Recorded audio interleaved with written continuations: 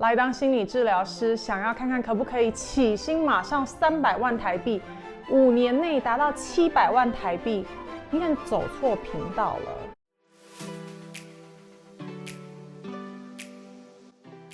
Hello， 大家好，我是婚姻与家庭治疗师 Cindy。我的频道专门和大家分享心理健康相关知识，还有用心理健康的角度去看相关议题。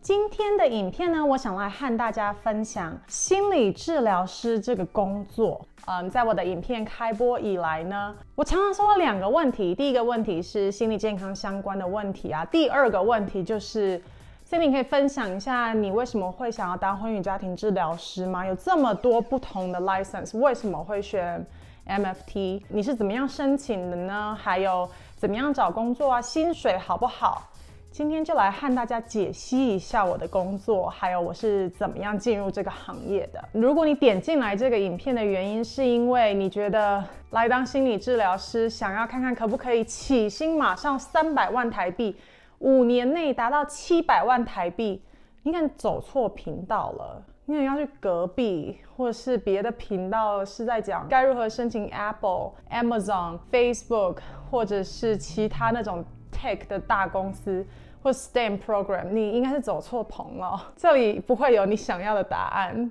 首先我想来跟大家分享，如果你今天是决定只来念研究所的话，研究所其实它有3大 license。3大不同的执照。第一个呢，最大的叫 LPC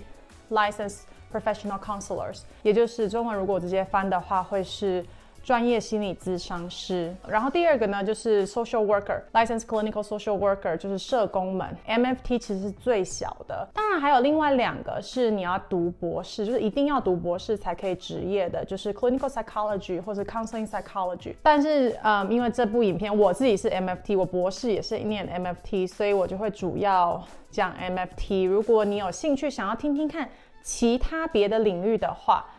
你可以在下方留言给我，我有很多朋友其实是在不同领域的，或许我可以拍另外一个影片，从别人执照的角度去看为什么他们当初选那个科系。所以到底为什么我会想要来念 MFT， 就是婚姻与家庭治疗呢？最大的原因是因为在我来美国之前，我是幼教师，然后当时在当老师的时候呢，就有很多亲子关系的问题。当时我在大学的时候修了一门课，就是叫做婚姻与家庭咨商。当时上课的人呢，也是现在在台湾非常红的郭叶珍老师，他上得非常好。我记得我是第一个在国北教修他那堂课的人，我们班上就只有4个还5个人，我觉得非常受益良多。所以因为那个契机，就让我决定在申请的时候主要是申请婚姻与家庭治疗。后来我才发现它根本不是婚姻与家庭的，它是社工的，整个觉得自己当时搞错了。不过我自己念了以后也是非常的喜欢，所以我也没有后悔当初自己的决定。然后很多人会问我，如果我今天想要申请这样子心理咨商的研究所，我需不需要是有相同背景的？当然相同背景对你来说是一定有帮助，但像我自己是幼教系出身，我也不是完全一样就是心理相关科系，我大学也不是念这样子的。所以其实只要你在你的申请文件上，你有办法诉说是什么样的原因让引导你想要来做这件事情，那未来透过这件事情你会想要怎么样帮助你的个案，如果你可以清楚的描述这些，其实你有非常大的机会。我有很多研究所的同学来自各式各样的背景，有些是念政治的，之前是念经济的，甚至有念就是农产品的也有，但是他们就是有办法说是什么样的原因带他们来这个科系，然后他们之后会想要对他们的个案做些什么。如果你可以清楚的诉说这些的话，其实你就有很大的机会。当时我申请了6间学校，然后因为学费的关系啊，就很认真的考虑，最后我选择了奥勒冈大学 University of Oregon， 因为他们当时有给我一点奖学金。大家都知道国际学生的学费非常的昂贵，当然我的学费可能相较于理工科的学费又便宜了一点，但是当时我一季，我们这个科系呢，你就是要知道你可能会有4季，因为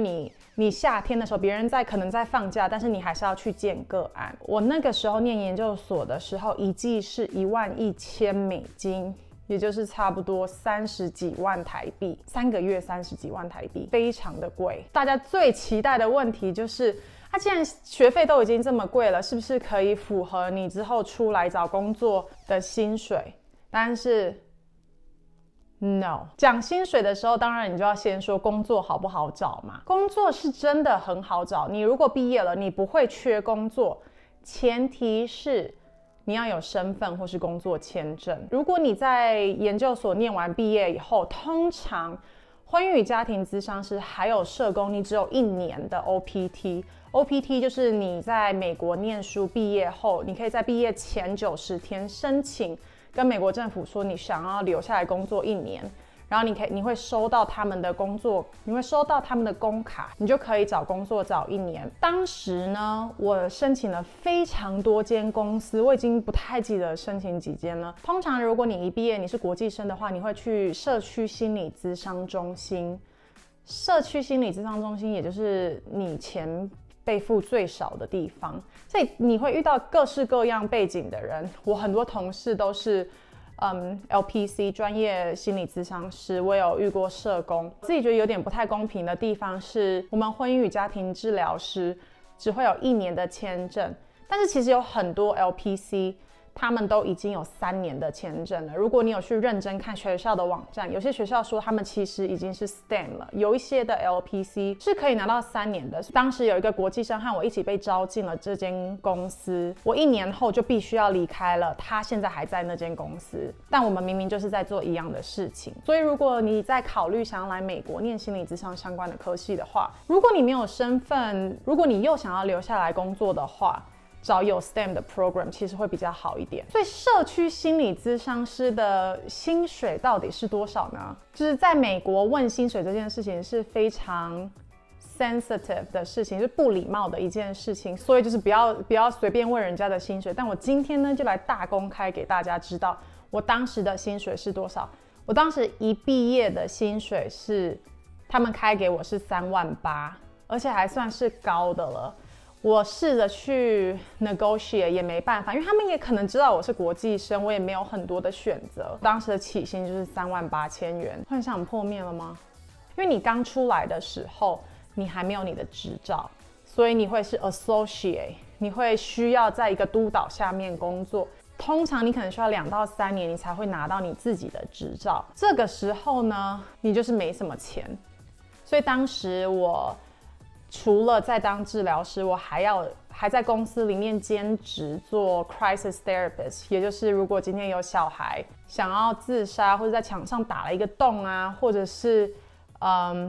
拿刀子丢他弟弟妹妹之类这种很高风险性的行为的时候，我就必须要开车去他们家处理这件事情。你 crisis therapist 是24小时的，所以我1个礼拜又有2天是在做24小时的 crisis therapist。我当时在社区心理咨商中心的时候，1个礼拜工作大概70个小时，这样加薪加下来，1年你大概是拿55K， 也就是55000美金，换算台币是多少？大概150万左右。听起来很多，对不对？就是当时年少不懂事的我，在选学校的，我就在查3个 license。其实3个执照的钱，在美国查的时候没有差很多，所以我就想说啊，那我就选一个我最喜欢的好了。但是我当时呢，就是看到婚姻与家庭治疗师在美国的薪水大概是48000美金，我就觉得哇，好多哦，相较于台湾，而且大家都说，美国的消费是台湾的大概3倍，这个薪水可能也是台湾的3倍，我就想说啊，一定没问题啦。结果自己来了以后才知道那个有多少，非常之少。你如果租个房子，一半的钱都没了。所以再提醒大家一次，如果你是为了要赚钱，赶快转频道去别的频道。如果你不想要在社区心理咨商的话，你可能可以在医院啊，或是私人的诊所工作，这2个的钱可能就会比较多一点点，然后工作也比较不这么辛苦。但是你如果没有签证或者身份，这2个地方可能就会比较难一点。然后另外一个很多人都会想要选的选择就是自己开业。当你没有执照开业的时候会比较难一点。当然我还是有同事他开业了，然后现在也他的诊所也非常大，也有很多咨商师在里面。这不是一个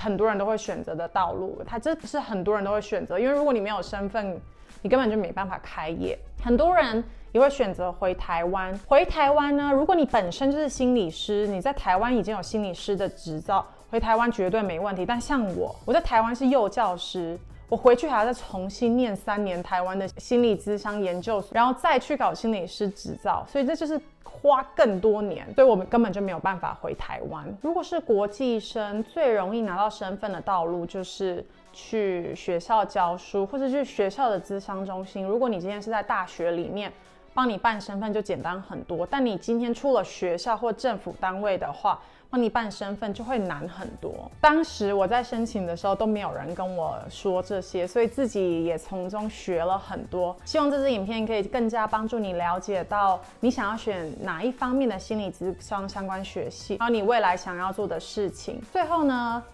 自从来美国了以后，偶尔最近越来越多了，就是有人会寄 SOP 给我看，或者想要叫我帮你们改你们的 personal statement， 所以我推出了，如果你是心理咨商相关学系的话，欢迎来和我联系，我可以帮你看一下，我可以帮你改，还有看你的 SOP 或是 personal statement， 你可以写信给我，我现在有比较优惠的价格，可以帮你做这件事情。当然，如果是其他学系的话，我可能就没办法了，我只能针对心理咨商相关的提供一些专业的意见。好啦，今天的影片就到这里，希望对你们有帮助。然后就快要新年了，希望大家新年快乐！